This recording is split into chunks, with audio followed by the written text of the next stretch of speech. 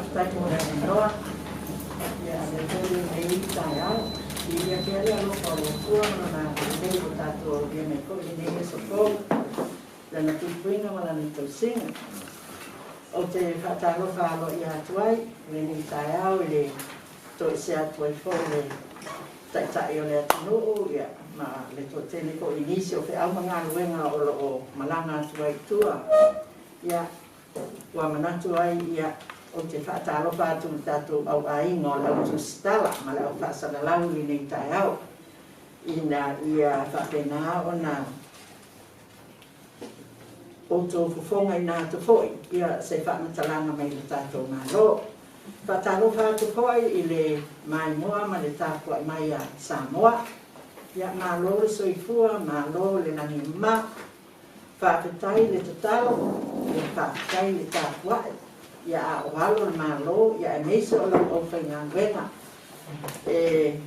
Whaatino ngā wenga o mai pe foi o na tātou iai ni nei tau sanga i le amatanga mai le nei tau sanga. Ia le uoko mai lawa ni nei tau ni. Ia o tātou ngā lulu e ia ono o pui ngā lama o Samoa mai le nei whaama. Ia ia e manatu o malo. O le alawa se whaamatalanga e maua mai lea taimi ma lea taimi. Ia e meise o ngase. O lo whaapena o na ai meise i lātou sa malanga mai o lo whaapena o na wha nofo i sea. Ia o lo whaapena lava o na maharurue le tātou o whenga luenga. Le mamaru al komiti, ia e mise fo i o li i matamai tai fo mai ma le o whenga luenga. Ina ia tuli matai ma moneta i teimi uma. Le au malipo, ina ia whaima fofonga pia sa moa i tūlanga o lo iai ia le tātou o tunu e tusai o le lei whaama. Le lei pia lava, le nofo malama mai lea taimi ma lea taimi. Ia ma le tau tuk kasiri mai. Ia ai o lea o lo o whapena o na maua na whaamatalanga matu i natu. Whaafta iei sa moa i le lava tae. Ia whapena ko i le tapua inga. Ia mai, iei lava le talitonunga o a ia whaamatalanga ia o mea lava i tupu. Ia mai tautu de whaamoe pia i le tātou matai siri o le langi. Au mai ia tātou le malosi, mai ia tātou le mafau le lei, ia ai meise fuafuanga ma whaatinonga. Ina ia malutia pia, ia o a fo i tūlanga i tupu mai, a o tātou Samiuni ma tāpenkena. Ia mai ele o pōpō i malae, wa lewa ono tātou ngā lulue, wa lewa ona tuu atu ia tātou whaamatalanga, o tāpenanga ma mea uma, a whai lava e o mai le whaamai.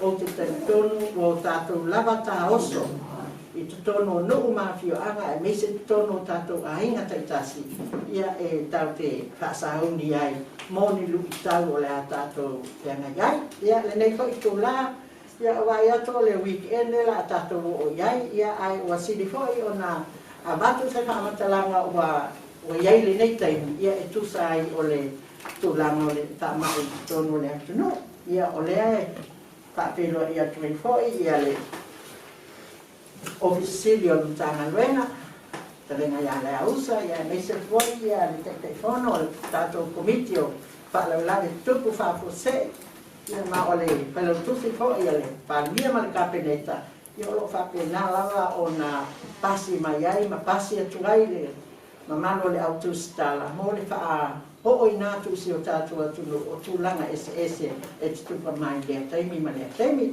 Ia, o le alako o tulia le tātou mata upu, le ausa a mata mai i le tūlanga po roa. Tātia mai hai le tātou mata upu ma tau o kanga nei taimi. Aftai. Ia, o tu doa le tui tau. Whamina tui gātu po i le tātou wa ale da sau i la susutou. E ne voi sa tātou whaingoa i fo i stasio pāsese sa iai whainga malanga le le aso susutou no vema. Ia, le li waa. Ia ne sa iai le sa maua mai e langa teste positive. Ia koe whairisi teste o negative. Ia la sa la e tali ni ho isi susuengo a Venezuela. Ia a albango le sa testi por el alele. e le o tu o no ina fo ila le va inga to le pasi se le lu se la fitu su ma fa o le vai aso mo muale na mo vai le posti testo le vale sa testo mai a ko le pasi se le lu se la fitu fa le o lo no fo ma vai a po fa no fo se ai i quarantine site SS o test la le sa fai ko i to test mo le lo se la fitu fa le sa test ana nafi fa mo fo i le a to tai ao i le a es fu fa aso fa do fo se ai le la sa to test mai le we ye posti ki tasi pen foi to te mali ni test fo le su va negative le o test one enough le na le posti ki le alo diagnosed my total confinement or like total quarantine site ele io o tu o le tamama tu fitu suta sanga sa mananga mai Melbourne Australia ai foi New Zealand la susulu ya tonu mai ni ata tu le susulu o le tamama ia si ona nga se pe toto ko runga e lo o levo no mo vai ora termine e dai mani a uno se holding vai a va per se mai for every fish e le fiva e le tali e le anything of a yeni a una vai per sta mai ni mo dia po pe fu a wa me la vai ya holding ai a tanga te mo levo no mo toto mo runga na wale wa fo nei no fo la au ne o ia ma to ma fa mo no fo la au mai la wa dia ere le testan ana po e sa fa pero na a mai no to no le control isolation ni to no fa ma no nei na o le to ina e ma no to rula o to fo ia le fa to e le wa mai uma sa no fantasy la po o le faltua la negative o le wa ko ia test o negative ya le la wa ave ko la o pasi se umala ni talu mai ya la o to e fa population fluctuation to e mate tu wai ma fa o pe quarantine e le ia se si e ma fa io tala in tu te mine o le fo wa pata tia ia ina o le fai no test ma le fa e ka no negative test i tu la po aso e na fo lo del tem e release ia o to ia fai na malanga le tu nanga na ia te mine ia lo fa Malaysia uma ia tapena matanga renga ai me se fo il start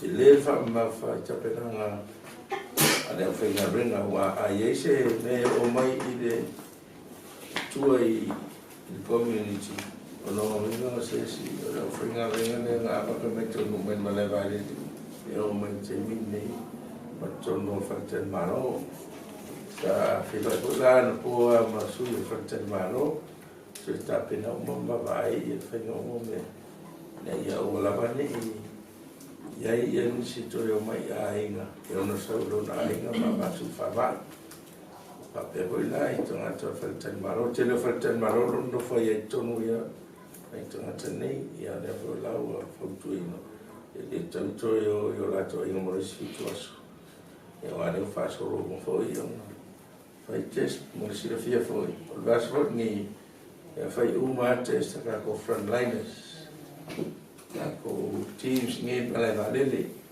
per immigration customs quarantine o le vanga le Samoa Airways e va per voi vanga team le New Zealand le va sene o ia man matanga rengo le se fu malo ruina le ngata ile ya o si vanga le va sene no tai tu aso mo e asi quarantine sites ia fa pe foi mana o fai fa tsali mana o lato Ya, matulanga ho ya o security si in normal. O matulanga la tu si. Pena fena. Tena tauna o fofanga ngai. E na fu a na o va ale ai taiao, le sa fo le stona. So no e por le stona. El plan say yo o mai wo lo o mai status basis positive basis in it. Ya, tu le wale o ai le trophy ai como fai mai. Test ne ya sangat fai nga wenga. Ya, baba ai pena nga i luma. Pana tu ya wa tato ba ai fo i tu la nga singas. Ona tele letter te fai tau wa tu i luma le. Mai mo ho i luma TV ma te pasal la yo na fai tau mai ya tangata mari liu mo ko mai tangata reti nga ina. Alfa mai ni varu su 5% tangata. E matua tinga ina tele tinga ina tafia kalma. Ya tino ne asa fa penane ye ya. Singa sene. A te foi já tale tu eu le taria ya wa le ave di toto le. Ole te le a po le ba le sa show e positive mo che ko sa se test next. Ya le fa mai ave ni. Eu te va tu foi mai si sa po si o tatu case le o ni sala sto fa mala mala le tu danga le o le ya e fa na so longo le fa ai mo usa no tu mai si le tanto ma futan fa sala e au pea ona fumale atu no o tanto tapenanga tapenanga ua tapena ina tanto committee ia mo tanto whenga ia ma mai tau tonu ai o tanto ia tanto posting case po ia tanata ua fia mai pea fu ona whailo atu inisio tanto porkala me o lewa on whai tapenanga ale tanto law o committee e tai moai ia le fionga i minister ia fa pe fu fa ton cinema tanga le man so fu malo loina mai e a fu i tolua ia baenga o baina ia le tanto na wenga man fu fuana ia o le baenga mo mua po o level mo mua ia o le e fa lanuina i le lanu sama o le winga o lanu sama i fa fonga mai le tuno ia ua o tau on tato fai mai fai tete proceed carefully ia mai o le foi la o fu ia le fai ngo o cases po le fai ngo ina to ia fia i level se nei o le level mo mola o le fa tu langa mai tasi o le tato case se o atu le ono tato case ia le ala o ala na tau i lola ia on tato se i le lano sama ia o le lano sama ia o le fa tu langa tato o low risk ia pe titi sona fiama tele ia pe titi voice tu langa e fa pole ina ai le tu no lalora i le maenga le ua tatu i lanu sama e afu atu i le so ia e afu i fautua ina le tunu ina ia si itia ma matua matimati tulanga le tu mamala utele public health ia ele ngata i tonu o tatu ainga ma nuu ma fioana e le whaafonga mai a limu whaipule e whapea fo isu nuu sui te maitai ia o le besengo sa le vi ia e whapea nāma tā whaioi a tātou uma o lo whaafonga mai tono le tunu ina ia whana mamā pe te tafi mamā o tātou lima i taimi uma na i tausami uma fo o whangāna whaleui ia po se mea sa iai ai te lek tausami ia tautua nā ina ia whana mamā o tātou lima o lalo fo i o le whaatulanganga le nei ua fautua ina malosi le tunu e tala mai o au i nei no whanga whaitele public places e matua fautua ina ia le whai o lo tali whafonga le nei te sila mai ai e longa o le TV ma le ala ata le nei ia whai lo tali whawhonga e maisea pea e malanga mai rungo se public transport ia po lau i ta vali le anga o leu tātou le vai tau e matai ona tala mai au le tunu i nei tau langa e whaatau tono whale o loa whawhonga mai fo i lau whai o loa o e o le whai pisinisi o la tau fo i olo tono o committee nei e tau o committee o whao lawe tuk whao sei le tunu po le National Emergency Operations Center e whautuaina ia le tūlanga fo i lea masani na tātou wapai ia ina ia whaonga tātou spray fo i e whangai au le tunu pe atala tūla tu au tono whale loa After tele ai le lango mai e tātou pisinisi la poa o le ava ia ma le fia o tātou komiti wa le o nofo ai tātou komiti o le siasi tono whale o loa le ngata o le tūlanga i le nofo i le tūtū ba social distancing ia fa pena fu o le ai fa ngata o isi sa amaka e pe o kau fiu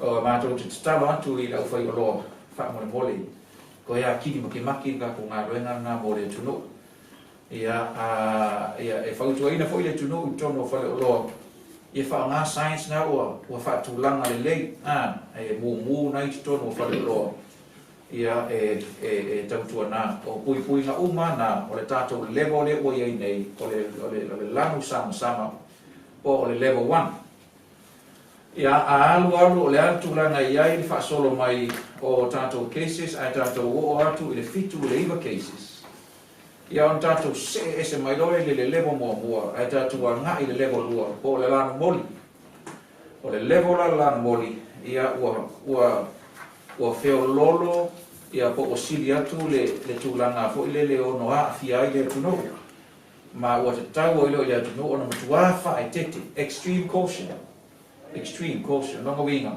ua tau na sili atu ia le puipuinga i le tuno le ngata le puipuinga i tono nu ma fioanga fa ai tete le sona fioai fa ai tete lo sona sauno fa ai tele ia e fa penafo i manea tili mati ia o tūma mano tele e tātou tele i o rai level na e matu ama lo moatu le mamalu le tunu o tātou komiti e le kaini o kaunga sifi e le kia mai le sama e a ngai atu le lana moli ia a kako wolo e le tūlanga pangatia ua sili atu tātou cases po ila atu e a fie se fulu e whaafonga mai le tunu ia on kako mū lo lea o le level mo le muli la na ia ua matua maua lunga ia tūlanga fia le tunu ulona winga ua iai fo i ma le community transmission po o pepesi le whaamai tua e le ngata ua ova kua ka po quarantine sites a ua fia tangata i tua po le tau whaperta nea community transmission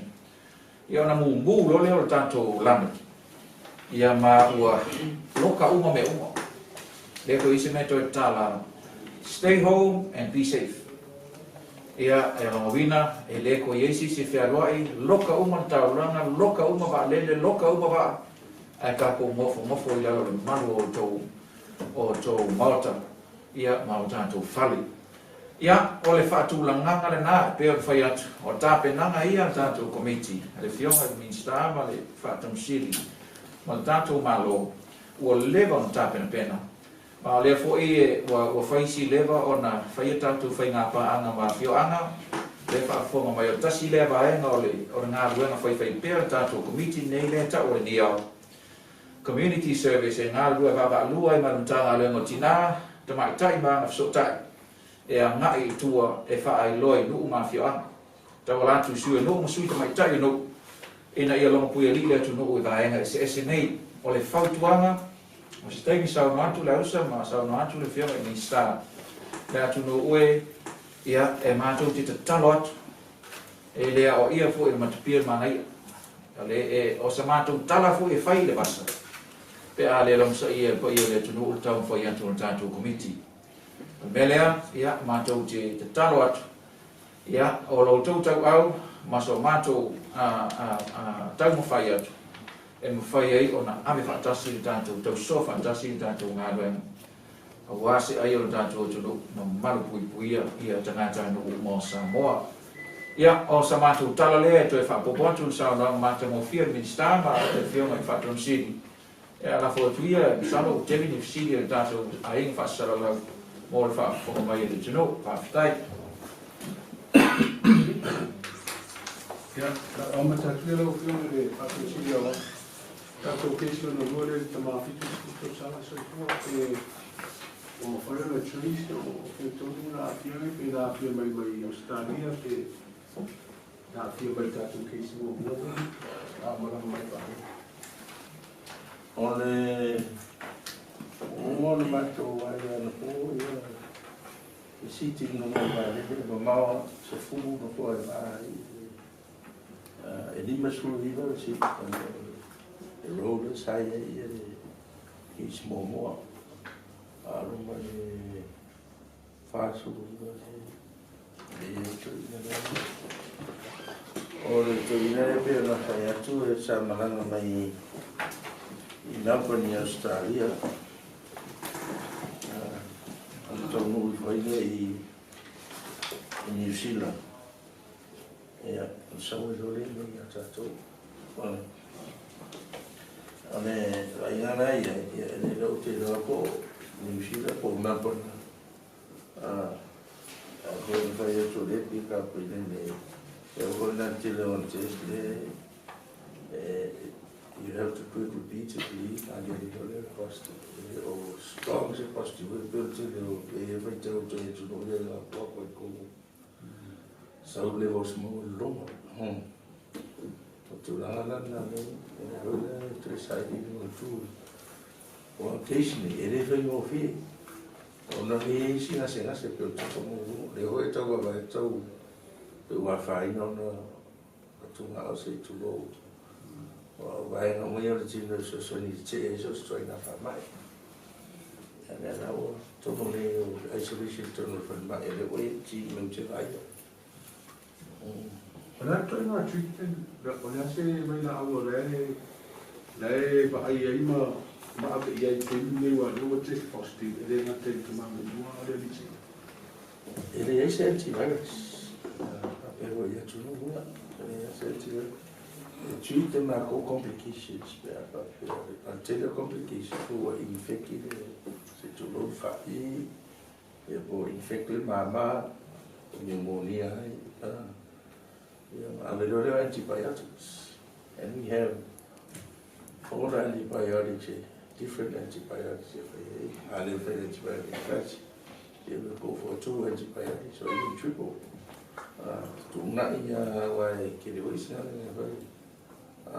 Mai ai whakataria pe whaina mai. A whaere me lea pe whai cultures. Nea lesia mai ona mai. So e rore antibiotic pe nā ma tō whitinga ia. E whaitino e whafu. A peisa e ore me ane a ringa. Nau mole e rarorangi a tō so e se vaccine. E preventa ia. E se aro si ilo te mo e whatu si ilo. Ole tu langa ne e tatu lera wa ave nei le mali sample le mali swap mali toto tamama tu le nei fakta si mali banga le mali di saida te fisi tu le test tamama tu le pe positive ko ile si po isu tu lo ya a negative ko ile po isu pe test o tamama le positive positive.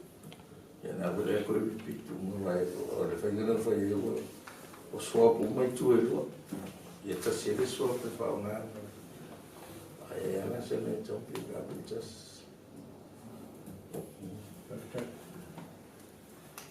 Mamon mo la le usa o pele meta wa tole la avatule tamale ni so ai ngai o ni venele o di to le isolation. O ila lela fa mautua ya, is it going to be permanent? Fa mautua ya la to it is possible. O ngane isolate tai ko ni ona e ka tinga le fo mo ka ko low pressure. Ngane wale fa classification.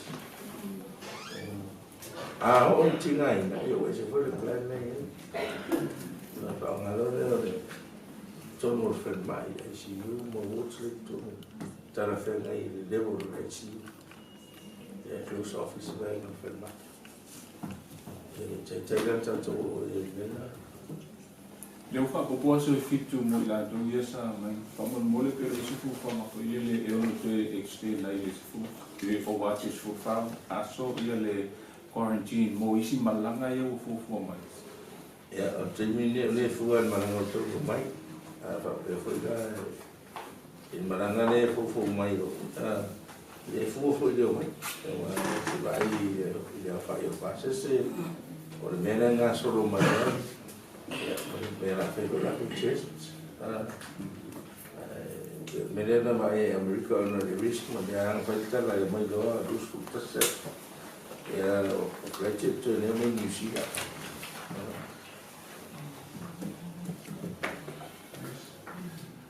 Ele jishiri. Olha, tu faz teu tele no tato risk levels le ta pina ina. E pole ase sa no na fa mole. Ala Australia, tele panic for ya le. E mo meta wine o la tato case le mo mo. Ya e sena for ya le o le community case, ya mane managed isolation case. Pe fa ya to e pa poco sa no ma vale. E fa mo te tu. Right? O managed isolation. Vale ka wa ho I never diagnosed in managed isolation. Ka kore ko fa na ni quarantine. Ma te ho passes. Passes se mai ni taru fa tato. Le as passes se wa dai. So to no ma fa uma sia. Ta vale. Ave lo quarantine site ya tato. Su fa so. Te mi hoi nane e quarantine asia ia so uma vai pois. Ia ma foforola ko test. Le sai. Ole fa kana mene na ye. O ngala rua ni ka ko ke so e tai no se como ne. Ka ko managed quarantine sites. Ele io o mai ko comments. O le fa ile general screening a ko ko I to fermentele to so ro fa ni ma si no fa ile screening. So se c'era già per mai per 20 anni for screening no mai. Per se history contact necessary. Aha pe masera me qualify ia se tanata le va per o anti de fa para stare mai to quarantine. Ya o que eu o FIVA eu sou FIVA esse eu não sabe qualify le ma ko definition la ave eu sei mai não le fai na test aqui eu fui mai positive. And we don't know the word community because it is it's now a community. We have to lay low the risk. But the matter is made us suffer what the symptoms. Or our in contact tracing or the community.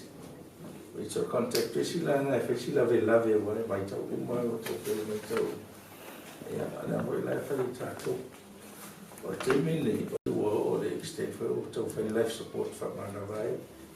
Yeah, they recover, I only go, or the person not there, tell nobody will tell you, tell him, net on not a matter, no one do. Yeah, but I can't what cancer, by viola to Timo. Ole titilo ngai duma. Ole ale tele o cases se mawhai ona mata I tui I le kako ward le ta o.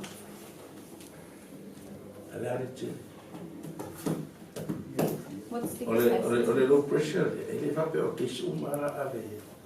O capacity de mo que verbal supis. E fo ma fer low pressure.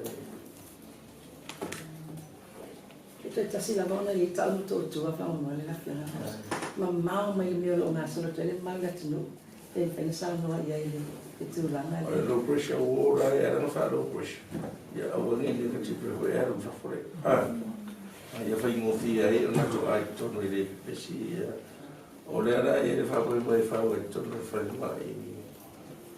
Sa lo peto to na to le vole sai e pediatric. Fare te na fa fa lo. E fai da si ma tu. Mai du marca ko a pesi. Lalu, Ngomong orang berdua ke ini subsidi. Ora, kai la vai, cuma di stam, ma cartun siri, ma se ti fu. Era più poi la io nel fumo al mano. Ia akai wa la ini se te siri ia sa moa ma le whaafonga mai nei tu la. Ia ia te ale tato ka amangoe ngai tato ko mai siri o li nai. Soso ni mai, ia tato tau whainga ma tato kuinga, te te o na whaafonga mai. Le nabo ko la sia le tato au ngā rurue e meise o komiti, o lo ngā rurue li au mani pō ma lau whainga renga. I le tūlanga o lo o whanga solo i pia tato ngā renga, e le o whaapaole pe whaatemu lima o lo ngā rurue pia mani mā losi, ina ia whaatino uma ia tūlanga iao o na mawhai o na whai ia mo le kuikuinga o Samoa. Ke ko na whaafonga mai iai te le whaamamapa o sitia vaenga ese tau le kuikuinga. E me se toi o le whainga o tes, ia po o su enga foi, ia le ngata ia e la tau o lo o whanako e sea, ia ai whapenako i le o whainga wenga mai uma o lo o hawhia i le sio manga lea i tato whara. Ia mai o le tatalo lava ia le tato malo, me se le tato au ngā lue, tato ngā lue whatasi. Talia ma whaatino, ia whautuanga ma le tuka lalo o lo avatu pia i aso uma. Ina ia awane i no pole fo i sio tato atunu.